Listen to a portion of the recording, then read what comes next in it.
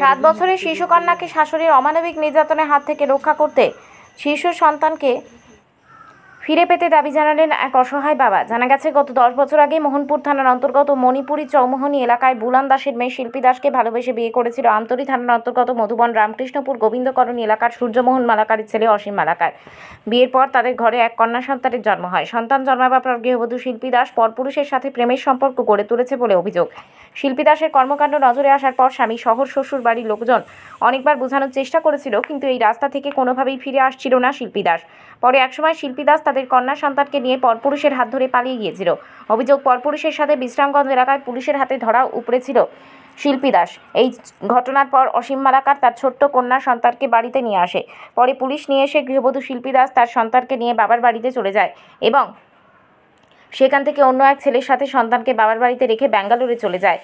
এদিকে ছোট্ট কন্যা সন্তানটি অসীম মালাকারের শ্বশুরবাড়িতে তার শাশুড়ি সোমা দাসের কাছে রয়েছে।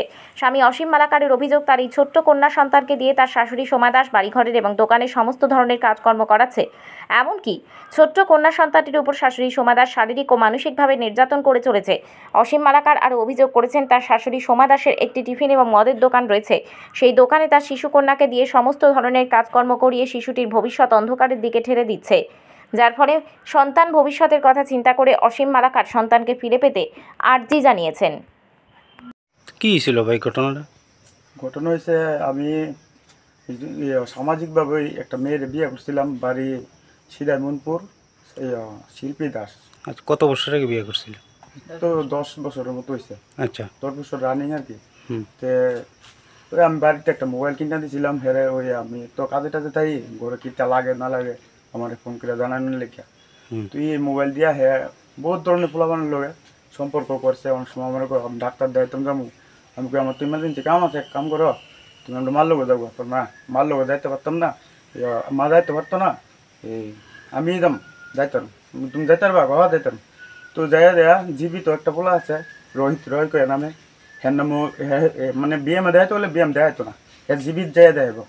এরপরে জীবিত যাইতে যাইতে তারপরে জীবিত তো কদিন ধরে একা দিতে 10-12 দিন ধরে ট্যাটু খরচ হইতেছে। পরে আজকে একদিন মোবাইলে ফটো পাইছি পার্কের ভিতরে, হেডিস পার্কের ভিতরে, তোমার একজনের ফেসবুকে পাইছি আর কি, তাহলে আড্ডা মারতেছে ফুলের লিয়া। খবরটা বললে ফুলের লোক আমি কথাবার্তা কয়েছি, দেওয়া ভাই আমার সংসার নষ্ট করো না, কইছি বলে দেয় না ভাই আমারও সংসার আছে, আজকে তো আর কথা হইতাম না। এরপর দা এই ফুলের ফটো আছে আমার কাছে। এরপর দা আচ্ছা ভাইটা এসে আবার বুঝাইছি তুমি এইসব কাজ টাজ করো না, আমি যেমন পারি মানে তুমি যাও চাও আমি তা আইনা দেবো, কেউ জানাইছি না বাড়ি ঘর, আমি আমার ভিতরে রাখছি বা ভাবছি এমন ভালোবাসা দেবো তাতে সব বলে পারে, তাই বলনের কোনো ইয়েই নাই, নাম হইল না। এবার কিছুদিন আগে বাড়িতে কার্য উজ্জা কইরা একবার গেছে যাই সেরা। এই তোমার কি বাচ্চা ছিল? আমার বাচ্চা আছে 7 বছরের। নাম কি বাচ্চাটা? শ্রাবণী মালাকার। আচ্ছা, এরপর দা বাচ্চা নিয়েই গেছে?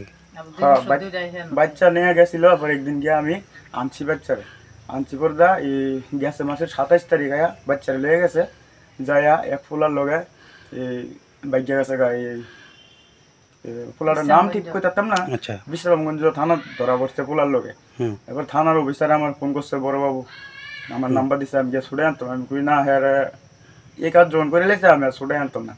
এরপরে আনতে গিয়া হ্যাঁ মা শিল্পী দাসের মা সোমা দাস, সিদামনপুর বাড়ি মণিপুরি চমুনি, হ্যাঁ গিয়া ছুড়াই আনছে রাত্রে 12টা 12:30টার দিকে ছুড়াই আনছে। আইনে সেরা হ্যাঁ নিয়ে এই জোর জবস্তি করে ফুলার বাইর দিয়েছে। তো এন আবার 10-15 দিন থাকছে, এখান থেকে ফুলার মা বাবা আবার ফুলা কাজও গেছে পরে আবার ফিটটা বাই করে দিচ্ছে। তোমার বাচ্চাটা এখন কই আছে? বাচ্চা এখন আছে সিদাইমনপুর, আর তাই বাইক গেছে গা ব্যাঙ্গালোর।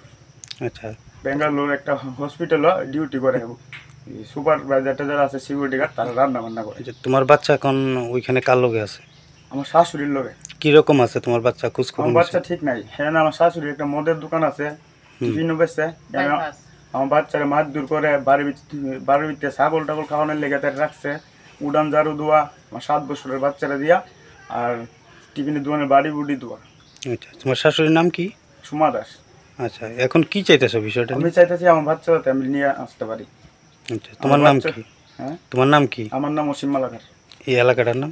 এলাকাটার নাম মধুবন ঝরঝরিয়া গোবিন্দ কলোনি। তোমার শ্বশুরবাড়িটা কোন জায়গাতে? সিদাই মোহনপুর মণিপুরি চৌমনি।